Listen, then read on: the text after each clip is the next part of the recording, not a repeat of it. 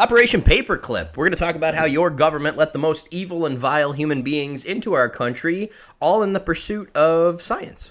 It's a very dirty game that they played. It's ridiculous. The way that they turned a blind eye to the atrocities and the evil things that they did just to get advancements in technology is wow. How many times can people take trust the science as a good thing from your government? Well, science is supposed to change, right? It's never a solid thing. Yeah, I It's guess so. supposed to advance, and I guess they did. But it all started back in World War II. The Germans ended up having... Do you know about Germany and Russia? At all about their history? So that was the big part of the war. We came in kind of at the end. Well, we didn't come in until Pearl Harbor happened in 1941. Right. And that was kind of like... They've been fighting over there since 1939. Right. So 2 years, and we're just stepping in at the end. We had a policy of isolation. We didn't want to be involved. Where did that go? Out the window. That was it. And then once the Japanese attacked Pearl Harbor, it opened up the door. And now the government's allowed to intervene everywhere. And all the talk about Winston Churchill being a bad guy, I guess. It's crazy how this is blowing up everywhere right now. He needed the U.S. to get into the war some way or somehow. There's a little bit of a dark history with they kind of knew the Japanese were going to attack Pearl Harbor. Oh, wow. It's almost like there was a lot of events where we had prior knowledge, and some people were told and some people weren't. That's what they were saying, that they kind of knew, but they didn't take it seriously, and Pearl Harbor happened. But Winston Churchill he needed us to come into the war. Well, anyways, the relationship between Russia and Germany was like kind of, oh, hey, you don't attack us, we won't attack you type deal. They had a treaty. And Hitler ended up breaking that treaty when he attacked Russia with Operation Barbarossa. This guy was all jacked up on speed and other amphetamines. Yeah, they were jacked up, man. They were jacked up. But with Operation Barbarossa, it was one of the most horrendous attacks. The things that they did with people, 10 million people died in this operation. Just the Germany going into Russia? On the German and Russian side. But it was barbaric. It was a barbaric attack. Like they had no way of what they were going to do with the people in these villages on both sides. Just bodies everywhere. Imagine walking around your neighborhood stepping over bodies. They estimated at about 10 million people during that. Insane. Well, that happened. So Germany goes into Russia, and about a year in, they realize that it's not going well. They're running low on resources. They're running low on materials. They're running low on research and development. Everything's kind of fading. And they're going to realize that we're going to have to stop, go back and defend Germany. Probably a lot of tough terrain in Russia, too. It's just vast land. Just an insane landmass. And the winters are terrible. Tundra. And that's kind of when they did it. So they get to a certain point and they realize, like, we're going to have to defend Germany. Russia's going to counterattack us. So they recall all their engineers, scientists, all their R&D guys back from the front lines. Get the nerds off the front lines, bring them back to Germany. And bring them back. So they formed the Ossenberg list. Okay. So on the Ossenberg list, they listed out all, and this is where Werner von Braun came in and all their Blum and so your top nerds are getting on this list. Top nerds are coming back. So they send them to Peenemünde to research and develop the V2, which is I was reading about that. Some kind of German name. It means like revenge missile or vengeance missile or something. Yep. So they developed this V2 missile that's the most advanced self-propelled missile in the world. And before this, any other country in the world, we were just aiming, essentially. We were using gyroscopes. Yeah, there was no way to direct it. And you're just aiming the missile. Yeah. And trying to use, like, hopefully it hits physics to hit something. Hopefully it hits the target, what it's supposed to hit. But this one, you could actually steer it. Yeah, wild. And direct it. And this is 1940, 1941. So they end up forming this Ossenberg list and recall everybody and send them back to Peenemünde, which is the research place. The U.S. ends up getting a little bit of intelligence from this, and they find this list in Poland. Okay. And so they send it back to the Pentagon. And when they send it back to the Pentagon's like, if they have a nuclear weapon program, we might be effed. Yeah, hugely. Effed. So they ended up setting. So all we need is an amphetamine up German guy with nuclear missiles he can drive. Right. Right. So they start forming T-Force. T-Force is it's a mixture between OSS, which is like the CIA of the World War II. It was an intelligence agency, and military operators. So they ended up forming these branches called T-Force to go in on specific missions and try to pinpoint these scientists, engineers, intelligence people in the Nazi Party. Oh, so they're looking for the people on the list. Oh, they're looking for the people on the list. 100%. Because like I said, if they had that technology of that V2, like you think about like Manhattan Project is our atomic program that we did when we dropped the bomb. Right. The atom bomb. We had atomic technology, but we can only drop a bomb. We can't shoot it anywhere. We can't drive it. And they were worried that the Nazis had the technology of the atomic bomb along with the rocket technology. Luckily, they didn't. They didn't. It turned out they didn't, but they didn't know that they didn't. So, like, and everything, it's like, oh, well, we think the U.S. and the Allies were so technically advanced. And why was Germany? Well, we were in certain areas and they were in certain areas. They were real good in rockets and in planes and the development of that. But in chemical weapons, we all know. But they didn't that. have Henry Ford in the assembly line. Well, that's a weird thing about Henry Ford, too. He's an American businessman. He ended up supplying engines to the Nazis also. Whoops. But that one's a low key. Nobody knows that one. I guess they bury that one in the textbooks. Gotcha. But yeah, he supplied both sides. But I remember that always being a thing was the Panzer tank was this crazy invention, but they could never turn it out.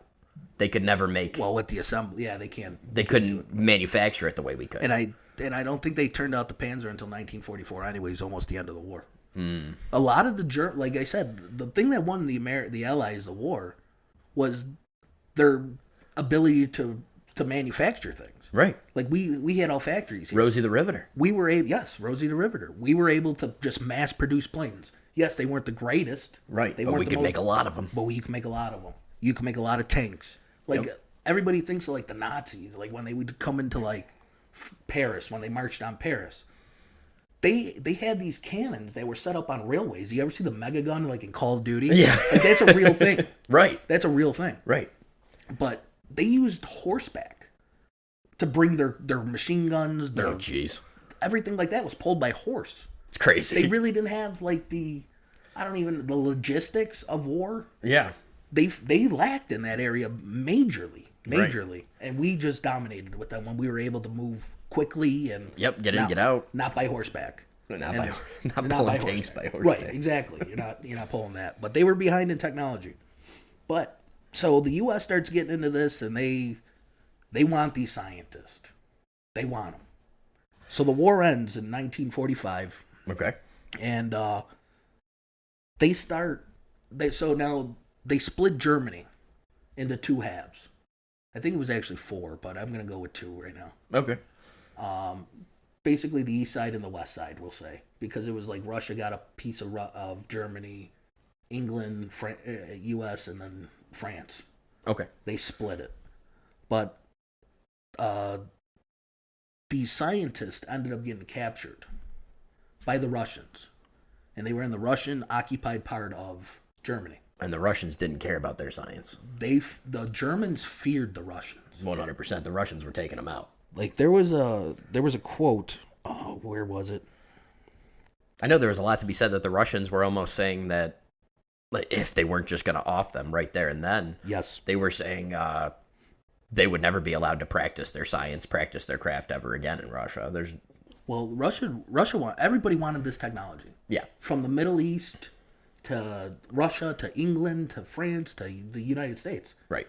Everybody wanted that technology, and many of the Nazis feared Soviet occupation. They were going to exploit them and their technical expertise. It's almost like they would have been put in a concentration camp in Russia. Right. Right. A lot of them, I'm trying to find that quote, but they said they feared the Russians because they would kill them. They hated and despised the French.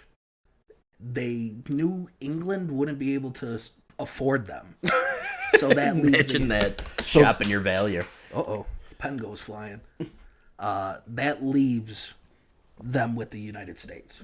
And they were so cocky, though, and brass with the thinking that their value is, doesn't matter. They're going to overlook our history and our past. Yeah, and everything we've just did over the course of this war. For our brains. So, and they were right. They were right, which is mind-blowing. Which is insane. It's mind-blowing to think about. Way to trust your government. They don't care about evil. Yes. Yeah, they, and so they wanted that V2. The V2 Vengeance weapon is the world's first long-range guided ballistic missile. It was propelled by a liquid propellant rocket engine, and it was also the first artificial object to travel into space by passing the Kármán line. Oh, so they got their navigation missile actually made it to space. Made it to space. That's insane. So where do you think these scientists and everything are going to go in the United States? Oh. Little foreshadowing right there, right? So the U.S. starts forming a vetting process. But they want... Werner von Braun was the key. He was the number one overall. Right. Uncontested. This was Sam Bradford. What's another Sam number one overall? Cam Newton. What's another number one overall? Peyton Manning. Was he number one overall? Yeah. Oh, wow. No, I think Ryan Leaf won. No, Peyton Manning did. Yeah. And then Ryan Leaf. All right, we'll say Peyton Manning. Peyton Manning. We'll go with Peyton Manning. That's a good one. It's a good comparison. Yeah, let's compare Peyton Manning to a Nazi. Sorry, Peyton Manning. Don't take that with a... Yeah, don't... But Werner von Braun was the number one overall. Uncontested. Everybody wanted Werner von Braun. We should have did LeBron James or something. Yeah, that would have been better. But, so the U.S. ends up setting like a vetting system up. So they're like vetting the Nazi soldiers. Oh, yeah, I remember this. So, of course, after the war, like Nuremberg happens. The trials and everything, all the Nazis are put on court cases. Yep. Tried for war crimes. Tried for war crimes. And a lot of the guys that they ended up wanting did terrible things. Kurt Blum is one of the most, diabolical ones. He was a high-ranking Nazi in charge of the biological warfare program. Gold badge favorite of the Fuhrer. So if you had a gold badge from Hitler... You were right next to him. You were his top-ranking brass. Right. Was he the one that took the scent out of the gas? No, he worked on creating bubonic plague weapons. Oh. And we all know, and you could picture in your head who he tested it on. Right. At the concentration camps. He was tried at Nuremberg for human experiments and euthanasia also. So I think, where did he end up? Huntsville? No, I think he made it back to the U.S. Yeah. I think he lived a pretty decent life. He did, but there's a little sketchiness too to him. He had a guy who worked under him, Walter Schreiber. Okay. Now Walter Schreiber was the Surgeon General of the Third Reich, so he was a top-ranking brass guy too. He was in the Russian territory. And Schreiber ended up being pulled to be a key witness in Blum's case as a first-hand eyewitness. And he testified against him. Oh, so the information's out there. They know everything about him. Schreiber ends up getting away from his handlers and making it to U.S. occupation after the trial. Right? Right. Blum ends up... There's an eerie picture of him at Nuremberg laughing on the stand, smiling with his lawyer. Because it's rumored to be told that he already had his deal in place with the U.S. He already knew. He already knew he wasn't going to Nothing to worry about. He wasn't going to get sentenced. But he did atrocious things. Those two end up working at Camp Dietrich. Or, oh, I'm sorry, not Camp Dietrich. Where was this? I gotta find it. I got a list of notes here, and they're all over the place. Yeah. All right, here it is. He worked at Camp King in 1947 then. Okay. So the trial took place in 1945, 1946, 1947. He got off. He was acquitted. Schreiber and Blum end up working at Camp King. Camp King is a secret POW interrogation camp. Oh. Ran by the CIA, and the head of it, Sidney Gottfried. He ran MK Ultra. He was. It goes back to MK Ultra. It goes back to MK Ultra. Check out our episode on MK Ultra. So these two were the head doctors at Camp King. Do you think they used his techniques there? 100%. 100, because I said it was an interrogation camp. Yeah, what better place to put a guy who used biological weapons on people? So the crazy thing about that, like how I said, they set up a vetting camp elsewhere. That all the Nazi soldiers that didn't pass their vetting camp Would go there? would go here. Really? And brainwash them into not knowing that, to never speak of this program. That, hey, you were being vetted by the U.S. to come here. Oh, that's insane. So they used to send them to Camp King to kind of clear their mind, clear their memory. Mind wipe? You got a little bit of a crossover here. What? Imagine being on that vetting board. Well, Imagine just having people come in and, like, I remember, like, they were saying that their main thing was to just make sure they weren't a threat to the U.S. from that point going forward. Yeah. That was the understood directive of the board. later you get into like McCarthyism with communism, but it was basically to make sure they're loyal. They weren't not loyal to the Nazis. They weren't gonna, once they got their cushy job at a science laboratory in the U.S., that they weren't gonna just go ahead and use it back on the U.S. Finger quotes like, "Oh, these are the good guys," or the these guys were evil they just happened to be around Hitler. Yes. And they were just practicing their craft. Yes. They didn't know. Yes.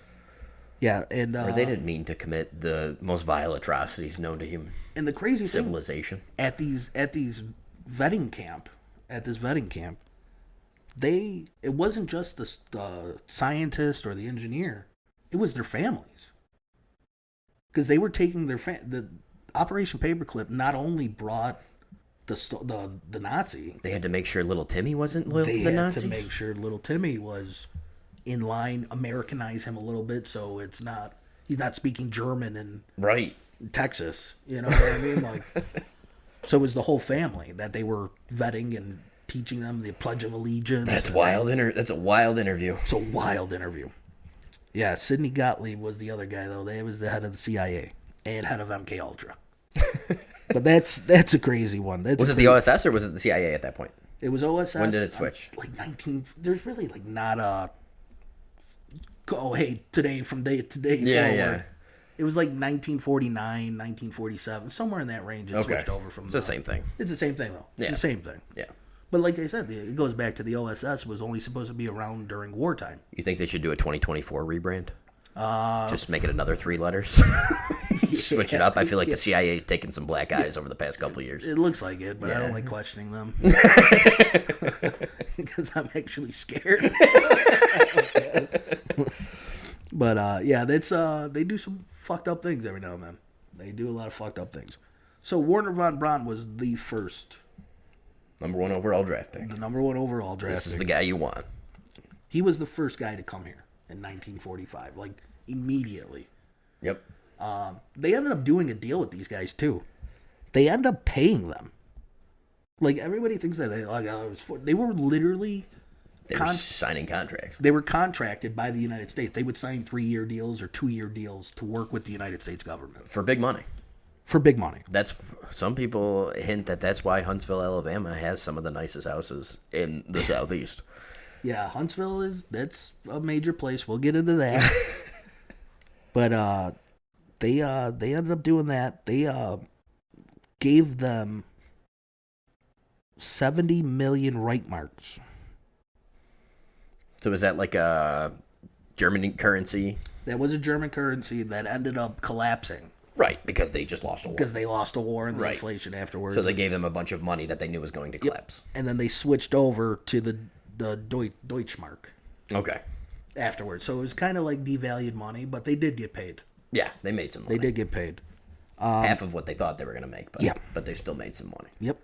Now, speaking of Schreiber now that was Kurt Blum's partner that he testified against Kurt Blum. He ends up coming here in 1947, I think it was. And he did real bad things. We'll get into him. He was the Surgeon General of the Third Reich. He was head of the vaccine program. Oh. So already that's not good. We know our listeners love vaccines. Vaccines, right, yeah. But just imagine in that where you have even no overlook. And you can just test whatever you want. And it was brutal. The experiments that they did were just absolutely terrible on people. I mean, the whole thing that they did in concentration camps was terrible, but vaccines, infecting people with diseases, biological weapons. It's just practice biological weapons. Ruthlessness, just pure ruthless and evil. It is a harsh language. He bumped heads with Goring, who was like another top Nazi. He was like head of the Air Force or whatever, so they didn't get along. Like I said, he was captured by the Soviets and he was in the Soviet territory, was forced to testify against Blum. And after that, he ends up escaping from his handlers and makes it into the U.S. territory of Germany. After that, he was sent to that Camp King, where they did MK Ultra. After that, his 3 years, in 1951, he comes to the United States. He begins working at Randall Air Force Base. He was the only Nazi who was outed during this whole program. They brought about 1,600 here. And so little was known about them. And it was all kept quiet. I'm sure people in the cities or towns knew something was up with these guys. Right. Because, I mean, they're walking around with the scars on their face. Oh, yeah, the dueling scars. And a lot of people don't know about that, but, like, they used to duel when they were younger at universities as, like, a show of toughness. And a lot of people, they'd be wearing goggles, and they would have people cut their cheek. And the bigger the scar, the tougher you were. And they were saying that a lot of these young kids would stuff the scars with horsehair. To make them look gnarlier, to make like a gnarlier scar, like a big scar that wouldn't heal right, because they wanted to look like a tough dueler, like the Nazi guy. I keep saying like. One of the craziest pictures is like, we'll get into him later. Now you're saying like. I know. I hate it. One thing you guys realize once you start doing a podcast, you say a lot of things over and over again. You're like, why do I talk like that? Especially like one that has like so much research and like facts. Yeah. Like you want to get them right, and it's like. I could only retain so much information in my head. Like, I know about Operation Paperclip. Like, oh, yeah, they brought me here. They worked on a space program. But when you're trying to get names right, especially German names, like, it's definitely definitely something to look into. But there's an eerie picture between Lyndon B. Johnson. I forgot the Nazi's name. And he's sitting in between Lyndon B. Johnson and JFK at Kennedy Space Center. And he has his giant dueling scar. Well, maybe we'll put it up on the video. Yeah. But he's just sitting there and they're watching like a rocket test. Just JFK hanging out with the Nazi. Just hanging out with them. Like, oh, totally integrated. Don't even think twice. He's American now. We don't think about the fact that he probably tested obscene things on human beings. But back to Walter Schreiber. So he was the first one outed by like a doctor he was working with ended up showing a patient a picture of him. And was like, oh, do you recognize him? So he must have had questions. Right. Like, oh, this guy has got a pretty fucking European German accent right here. It's real thick. In Alabama or Texas. Texas. And he showed it to a patient, and the patient ended up being a survivor of the Holocaust. He's like, I remember that guy. So she said, yes, I know him. I've seen him before. So they end up contacting, like, the Boston Globe, and the Boston Globe starts, like, digging into this. Yep. Nothing happens. He just gets outed and... He admits that he was a Nazi. My bad. I was there, but I didn't do any of the crimes. Yep. I'm just a scientist. I'm just a man of science. So he ends up getting, like, probably scared, to be honest with you. that my covers, they know who I am. Right. Well, in 1952, he contacts the Joint Intelligence Objective Agency, and they arrange a visa for him and his family to go somewhere. Do you want to take a guess where he went? South America? Argentina. And that's another subject about all the Nazis and the German town down there. There's full German towns in Argentina. In Argentina, they have Oktoberfest. Yep. Just in the middle of South America, everyone speaks Spanish, and here's a full town of Germans. German descent. Yep. And they also have, there's a guy on YouTube, he claims it's Hitler's house. Oh, jeez. So, make of it what you will, but I know there's another one, too, like, I guess Hitler's brain is held in Russia. What? Yeah. But I guess they did testing on it, and Yeah. it turns out to be a female brain. Oh. So is that the right brain? Because the Germans ended up getting the Russians ended up getting his bunker first. Oh, okay. So, and they say that they say it's a woman's brain. So maybe it's what's her face? What's the woman's name? His girlfriend? Yeah. Eva von Braun. Eva von Braun, yeah. Right? I just think of Rat Race and what's his face from Rat Race? It's gonna drive me nuts. John Lovitz. Yep. John Lovitz and his wife grabbing the lipstick, and you're putting Eva von Braun's lipstick on. Yeah, because it's his car. And then he has the mustache. Do you remember it was the cigarette lighter burns him? Yep. And then they just pull into like the Holocaust survivor rally or whatever. Rat Race is a hilarious movie. None of the topics in this episode have been hilarious, but if you want to get laughing after just to cleanse your palate of all this terrible thing your government did to people, it's something you would never see in a movie. Go watch Rat Race. It's hilarious. You would never see it in a movie anymore. Mr. Bean's in there. Mr. Bean is in Rat Race. Mr. Bean's in there. Yeah, such like a early 2000s like gem of a movie. Yeah, nothing movie. Yeah. But it's just it did what it was supposed to do. It just kind of I forget the outside world. I'm gonna fucking laugh at something. Yeah. You know, it's funny that I like how this podcast can go anywhere. We're going to talk about Nazi scientists, and then I'm going to talk about Rat Race for about 4 minutes. Yeah, that's all right. That's the way it should be. It is, because it's how people talk in real life. Yeah, one subject leads to another, and there's no format. But like I said, I'm trying to keep the facts straight. Back to the story. So he ends up leaving, going to Argentina. Yep. And there were other ones that they brought over. These are just a few. Crazy thing is the U.S. just allows these people to leave. And you wonder why. That's why they didn't want to go to the Soviet Union, because these people would not be allowed to leave freely. No, 100% no. There's no chance the Russians would be like, oh, you just want to go hang out in a South American tropical paradise? Yeah, no. Not happening. Not happening. Hey, we're going to put you in the coldest, frigidest Russian prison. Like, as you see, as time goes on... Work on your rocket, man. Right. But as time goes on, more get outed. Yep. But nothing happens to any of them. Nothing. Like, no trial, I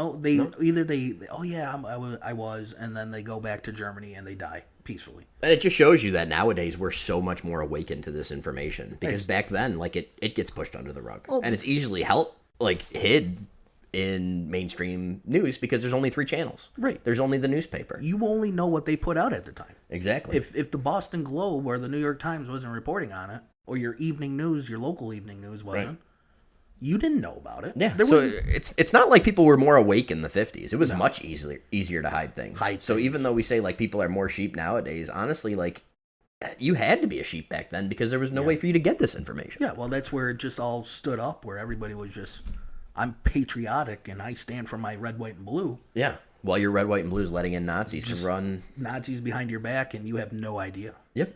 And it's in your neighborhood. And you fought just moving you into your southeastern neighborhood. But just think how that would have been too, where you get all amped up and you end up fighting there for 4 years. And then think about how many people in Alabama probably fought in World War II, and then these people are moved into their neighborhood with their kids. Everybody did. That's why it's the greatest generation. Right. They all went. But then they just brought in Krauts into the neighborhood. Exactly. How do you think he would have? Oh, a purple star or gold star guy or a purple heart. Yeah. And then he's got a Nazi living next door, developing a rocket program with no consequence. None. Do you think he got a deal? Yeah, he got a contract. Yeah, he got a deal. He got paid better than you did. Yeah. Serving in the war. Sick. I mean, it's crazy. That just makes me so mad. Yeah. Just makes me so mad. But that's why they have to keep it a secret. And 100%, that's why because they know that the citizens would uprise against that, but it's so easy to hide information then. It's so dirty. It is so dirty. It's fucked up. It's so dirty. And it's just it's mind-blowing that like what you see and like I said, it's the greatest achievement of the US going to the moon. Yeah. And space travel. And then you peel back the curtain and it's like, what are all you fucking Nazis doing? You sold your soul. All Nazis that did it. It just shows you government is soulless. I mean, that's why. It's whatever benefits. Yeah. And like I said, yes, it's a great achievement. But, and it's accomplished. Like at the time, I could understand the pride. Like, oh man, our country was number one. We did it. We're the best. Even though I don't believe we landed on the moon. That's another episode. That's another episode. That's another episode. But we could have just had Kubrick shoot it without bringing Nazis into the country. That's true, and they would have believed it. I would have liked that fake. Let my government lie to me that way without bringing in Hitler's right-hand man. I think it would have been better just to make up a fucking movie scene and say we went to the moon anyways. Right. It's more believable. At least you're not dirty and you don't have to get your fingers covered in blood because you're bringing over killers. Yeah, to run these organizations. It is... like I said, I can't even wrap my head around that. Like, I can't. Where that's morally okay. But the other wild thing is, though, it's like we all went through school, and what would they can't even talk about this subject. This never came out. It was really only investigated deeply in the 90s. Right. Well, they hid all the information. They hid all the records. Yeah. And it wasn't until everybody... Did you ever hear about Linda Hunt? No. So Linda Hunt, she was the journalist that broke it. She worked for CNN back before they were a propaganda arm. So just remember, the CNN at one point actually reported on things. They actually cared? It wasn't force-fed down your throat? Oh, wow. But Linda Hunt went and she asked for the FOIL request of Operation Paperclip. She got it from the government. She worked so hard to get all these papers, and the government charged her Xerox fees upwards of $100,000. So bankrupt the reporter for trying to get real information. And this is the 90s. Punish you for digging. This isn't the 50s and 60s when they found this out. This is like 50 years later. Right. 40 years later. Well, everybody had to be dead. And they tried to bring her down. That's why. Everybody involved with it had to die first. Yeah. Yeah, now that you can't look at it. Right. Right, yeah, everybody... But still the government tried to shut it down. And FOIL is what? Freedom of Information? Yeah, FOIA. Is it FOIA or FOIL? It's one or the other. Freedom of Information Act is FOIA. I forgot what FOIL stands for. Yeah. Freedom of Information Law. I don't know. Okay. But one of those. Either way, they had to give her the information, but they made it as difficult as physically possible to get the information. Anytime Xerox fees. But anytime you're going to stand up and like question anything, yep, you're going to get a hard time about it. Yep. And especially something like even like look at like the JFK stuff. Like they still have like Trump was talking about like he was going to release the all the files on the JFK and how much of it was blacked out. And it's all blacked out still. There's still millions. There's nothing there. There's questions upon questions and no answers. Right. And it's the oldest excuse in the book. Well, if we release it to the public, they won't be able to handle the information. Dude, I go on X every day, and I see the craziest shit ever, dude. Right. Like, come on. Yeah, what is it going to be, mass hysteria? Yeah. All we see is death all day. Our entire life is just watching death and destruction. Just feed and me famine. Car accidents and... Yeah. Guys getting crushed by cinder blocks. Yeah. And I mean, there's a reason the whole next generation is completely dead-eyed. It is. It's crazy how numb people are. They could watch somebody die right in front of them. I don't think they'd feel a thing. Yeah. Yeah, no, I agree. Like, but to hold information, it's just like, what are you hiding? Yeah. Don't hide anymore. Like, we know. Yeah, stop it. There's too much out. Stop it. Have another church investigation of the CIA. That's what bring that back. Frank Church. Audit the Fed. In 1975, had a commission that he formed, and that's when MK Ultra was. They were forced to release information about that, the heart attack gun, all their coups. Bring back the Frank Church. Have a 2025 fucking commission of the CIA. I'm in. Yeah, take that one. Now I gotta watch when I drive my car home. Make sure they don't shut it off. Yeah. Frank Church them. But we'll talk about a couple of the other Nazis, and then we'll get into Werner von Braun. All right. Kurt Lovavec. He was a pioneer of the integrated circuit. So this was a Nazi scientist that basically made microchips. Oh, Jesus. Back in the 40s? 50s? Probably 50s or 60s. Probably in that time. You ever wonder how much technology they had back then that we just don't fully comprehend? Like, they were way ahead of what we actually think they were. I mean, that could be an argument that goes back as far as the Egyptians. Yeah, well, that's true. I mean, you look at that, like, how did they build the pyramids? No engineers and architects can't even answer that question. Or my favorite thing, the World's Fair. The World's Fair. I'd like to dig into the World's Fair. We've got to do an episode on that. Underground, real city or fake cities. Yeah. All right, so Lowen something. Yeah, sure, we'll go with him. Lowen von If you Stein. get his name wrong, who cares? He's a Nazi. Fucking Nazis. Hans Ziegler. He was a pioneer in the field of communication satellites and solar panels. Oh, jeez. So there's a lot of shit that these guys did that we're using today or got better today. Yeah. Yeah. So a lot of our technology today comes from... A lot of it. That's scary. A lot of it. And then you wonder why you're a world power and it's just all the dirty... Yeah, you just use the most evil tactics humanly possible to acquire this. Ernest Stuhlinger, he was a atomic, electrical, and rocket engineer. After being brought to the United States, he developed a guidance system with Werner von Braun and was later a scientist with NASA, where he instrumental in the development of the ion engine for long-endurance spaceflight and a wide variety of other scientific experiments. Was that von Braun? No, that was Ernest Stuhlinger.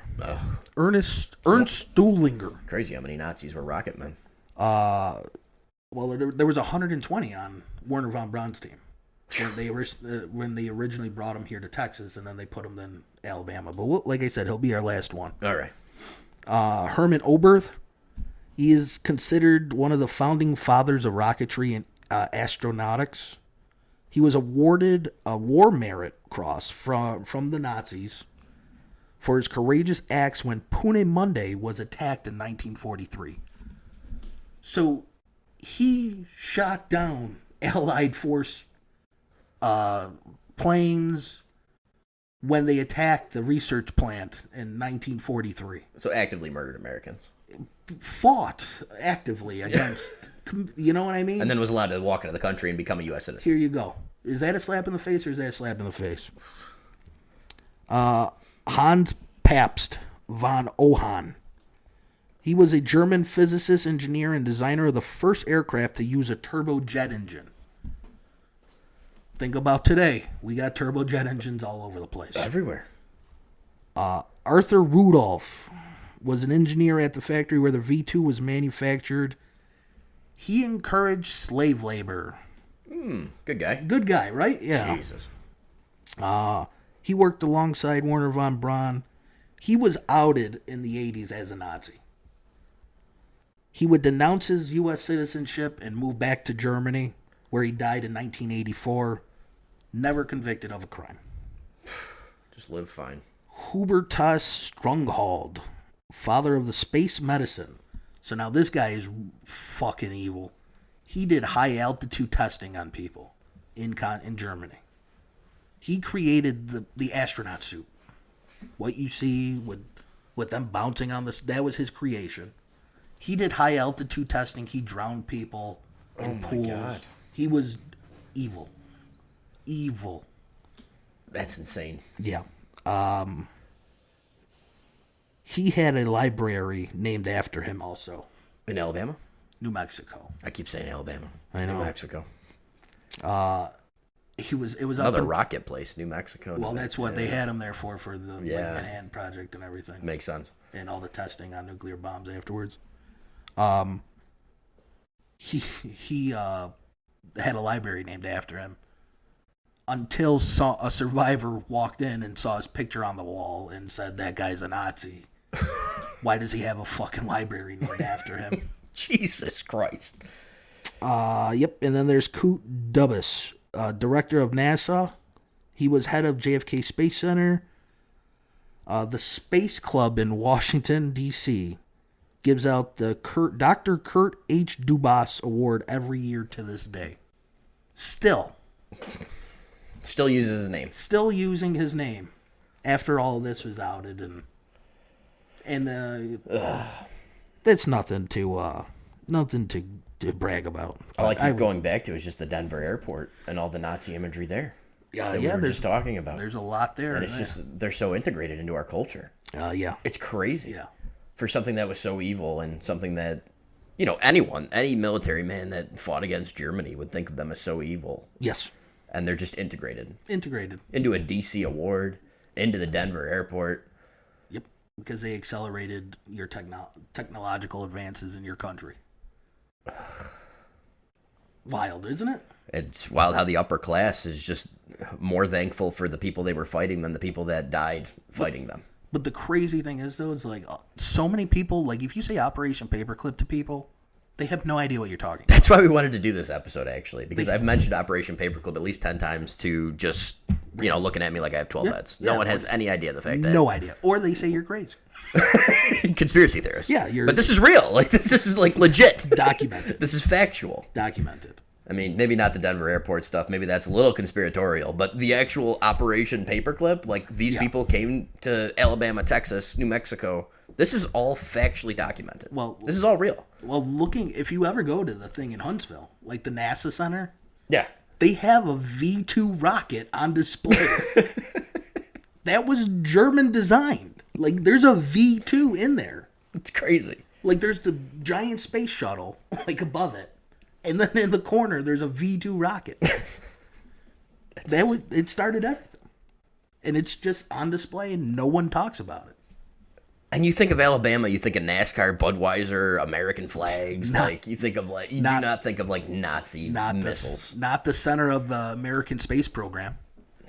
But even when you think about the space program, you think of Houston, we got a problem. Yeah. Oh, you think of Cape Canaveral with the rocket launches. Yep. No, everything was fucking in Alabama. Everything. So we'll talk about Werner von Braun. This is the big one. He number 1 draft pick. He was a rocket scientist. He was a very high-ranking SS. I think he ended up being a major at the end of the war. He claimed that he I wasn't really involved. I was just kind of there helping out. But to be a high-ranking member of SS is... Imagine it would be difficult in a socialist regime, fascist socialist regime, to make it up. And his claims and everything, when he was spoken to, they really didn't divulge much of, info. But he always said that he was in it for, the pursuit of knowledge, that kind of thing? Yeah, pursuit of knowledge. Berlin back in that day was all, intellectual. And right. Kind of the center of Europe, pre-World War II. Okay. For, education. Science. Yeah. Yes. Art, a lot of culture there. Right. You think about it, Hitler wanted to be an artist. He was a painter, right? He was a painter. He was a big-time painter. He went to Berlin and wanted to be a painter. And then he just ended up being Hitler. Well, there's another one, and I recommend this. It's on YouTube for now. Watch it before they take it down. Everything is a Rich Man's Trick. It's a 3-hour documentary from World War II, and they were saying that Hitler was the chosen one from American businessmen to do what he did. Seriously? Seriously. Okay, here's the conspiracy, guys. This one. You take it for what it's worth. Yeah. But they're saying that they... because like I said, a businessman's going to play both sides. Yep. He's going to hedge his bet. If he's doing one side, he's going to do the other. Just in case one fails, I got the other one to fall back on. Right. Makes sense. So a lot of Prescott Bush, someone's 2 presidents' fathers. Henry Ford. A lot of these guys, and a lot of things about Henry Ford too. He published an anti-Semitic newspaper. He was very anti-Semitic. So he was kind of he was on the. I'm American, but I'm kind of over here, and we'll see who's gonna win. But you think of it, the Nazis had a headquarters in New York City, in the United States. Really? Yeah, you can look that up. There was a Nazi headquarters. That's insane. In the 30s. I remember they mentioned the address in the That's insane. Yeah, they had a Nazi in New York? In New York City. So, take it for what it's worth. Yeah. I mean, it wasn't like it was, you go back on all that. Like, all these, like faux pas fucking organized, like the Ku Klux Klan used to hold rallies at Madison Square Gardens. Yeah. I mean, you would never think that, like, to this day, like, oh my God, the Ku Klux Klan is just in fields. No, they were a giant organization in the 20s. Yep. Like, it's nuts. I was just watching Boardwalk Empire. And they were literally, it was like the Klansmen of Atlantic City. And they were like 50 fucking guys. I mean, and he's like, you can't sell just a regular, everyday organization back then. Right. It was just a men's group or whatever it was. Well, with all the hatred and everything. But yeah. It was a men's group. But yeah, a lot of that shit was commonplace. Like, it wasn't... Yeah, we phased out so much evil in the world. You think you did. Well, yeah, the evil's kind of just more secretive now. Yeah, it seems like it. Yeah. But anyways, Werner von Braun, like I said, they were cocky. So he hid a lot of, like, his development of the V2, like his drawings and everything for the missile. Right. In mountains. So he would use that as, like, a bargaining chip once Germany fell. What? Yeah. Werner von Braun? Werner von Braun. Werner von Braun. Werner von Braun. Yeah, he hid a lot of his rockets to use as, like, a negotiating chip to, like, hey, don't kill me, don't arrest me. Like treasure hunts. He just, like, would hide a couple of missiles around here because... Well, not missiles, but the drawings. Sure. Oh, how they worked. I wanted to make sure, yeah, that you needed me alive to be able to... Exactly. I'll tell you where they are if you keep me alive. Right. Like, and give me, a deal. Yeah. A deal. Yeah. He came here. He was the first one to arrive at Fort Bliss in Texas. And then in 1950, they relocated him and 130 Paperclip members to Redstone Arsenal in Huntsville, Alabama. There it is. So he's working on rocket development, space travel, everything, because he wrote about it. He was very, like, since he was a kid, he always dreamed about men in space and get to space and everything like that. Yeah. But in 1957, Sputnik was released by the Russians. So that was the first satellite to ever go into space. And the U.S. wanted to make sure they could keep up. So pressure started coming up on him. So now think about his history, his past. Yep. And now the Russians beat him. Yep. So now the pressure starts getting applied to him a little bit. And he developed the rocket for the first space satellite, Explorer 1, in 1958. So he was a year behind. Okay. Here's a crazy one.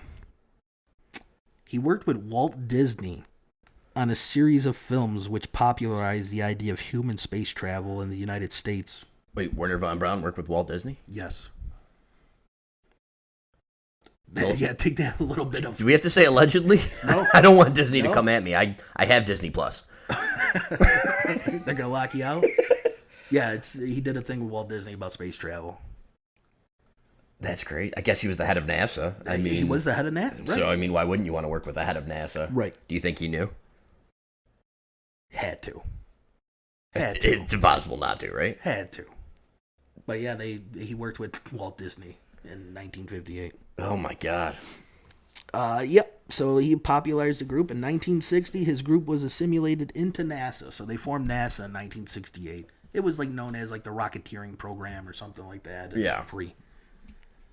So they finally, and that was like a thing where they could get budget money from the federal government to fund them directly for space travel, for the rockets, for, you know what I mean? Right. And they weren't just all in military spending or makes a budgetary thing. Yeah. He served as wasteful government money. He served as director of the newly formed Marshall Space Flight Center, which was later named into the JFK one.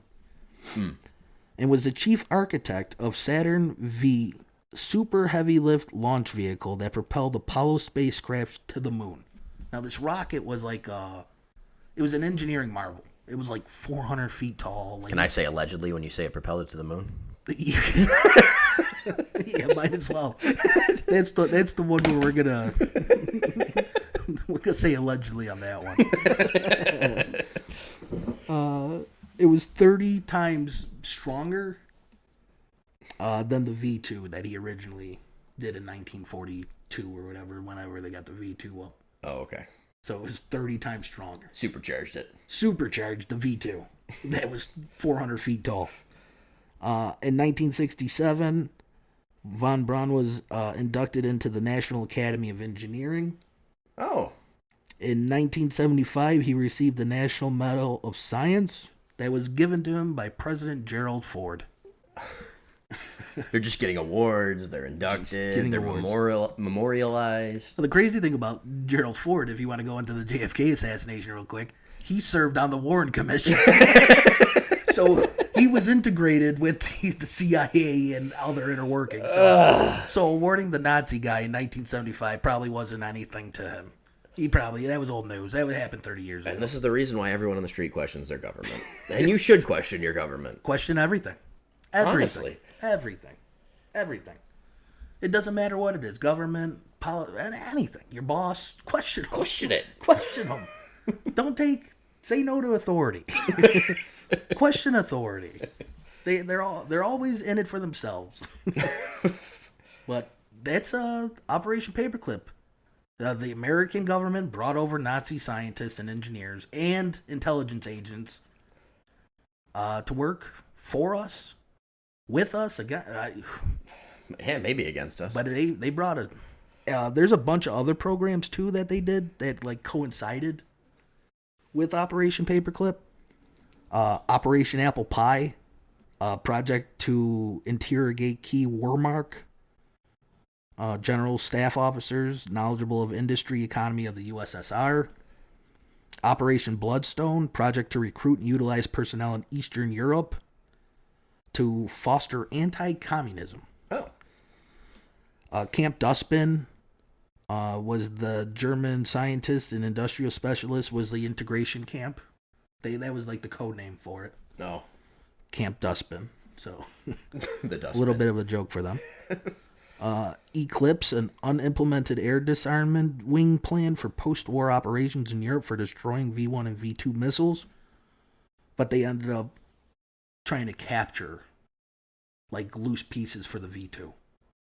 So that was part of their like. So they wanted to destroy all the missiles, but then they wanted to get pieces of them. Well, at the same time. Destroy them. But yeah, and then try to find the pieces. Secretly, they're shipping them back to the U.S. Gotcha.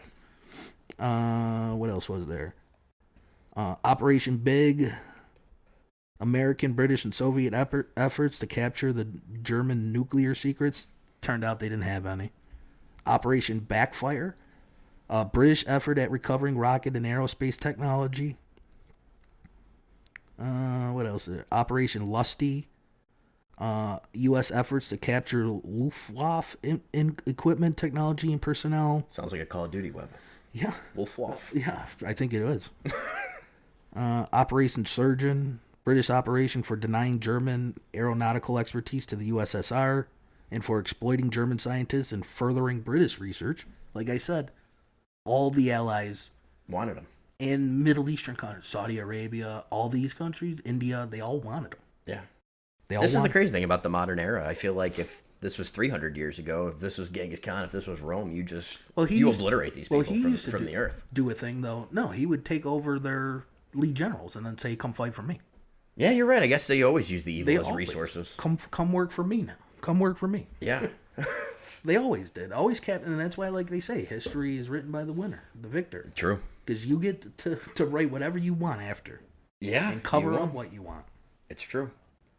Well, don't take any of the laughter in this episode as anything offensive. We obviously take this issue very seriously and understand the insanity of our government harboring these individuals and bringing them into our country. Sometimes you gotta laugh because our government's so fucked up that that's all you can do. Because a lot of time I don't believe there's anything you can do to fight back against them. No. So there's, like I said, it's happened how many years ago, but was it right? No. I don't think so. No. If I'm in charge, that I don't want to be in charge, but that's the other argument though, is like you would have eventually got there. Yeah. By yourself, without them. Yeah. Like they should have been persecuted to the extent of what they did. Instead of investing in American enterprise and American education, But like I said, you got presidents nowadays who had commit war crimes that don't get charged. All the time. So probably more often now, to tell you the truth. And what do they do for you? At least this guy's building a rocket engine, I guess. I mean, it's fucked up, but at least you're getting something out of it compared to a president. True. Or other politician. True. All right. We'll get out of World War II history for you in the next episode. We're going to talk about doppelgangers, mimics, and changelings. An episode I've been waiting for forever.